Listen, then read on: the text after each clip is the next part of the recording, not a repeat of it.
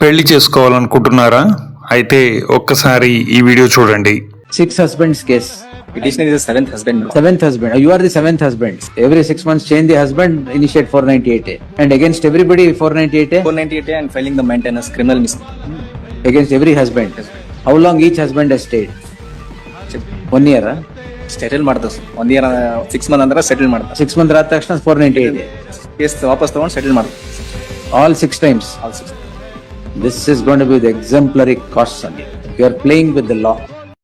ప్రస్తుతం 99% ఆడవాళ్లకు పెళ్లి ఒక వ్యాపారం. పెళ్లైన 3 నెలలకే పుట్టింటికి వెళ్ళిపోయి గొడవలు చేస్తున్నారని అత్తింటి వారిపై కేసులు నమోదు చేస్తారు పోలీస్ స్టేషన్లో. ఆ పైన పోలీస్ స్టేషన్ పిలుపులు, బేరసారాలు, 6 నెలలకంతా కోర్టుకి కేసు రావడం జరుగుతుంది.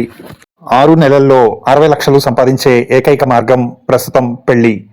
అందుకే చాలామంది ఆడవాళ్లకు ఇప్పుడు పెళ్లి ఒక వ్యాపారంగా మారింది. సులువుగా డబ్బు సంపాదించుకోవడం కోసం పెళ్లిని ఒక వ్యాపారంగా మార్చేశారు. కోర్టులో 7 పెళ్లిళ్ళు చేసుకున్న ఒక మహిళ మరొక 6 మంది నుంచి భరణం తీసుకొని 7వ పెళ్లి చేసుకున్న అతని భర్త మీద మళ్ళీ కేసు పెట్టి మళ్ళీ భరణం ఆశించడం ఇక్కడ ముఖ్యమైన విషయం. కాబట్టి పెళ్లి చేసుకునే ముందు 1కి 100 సార్లు ఆలోచించండి.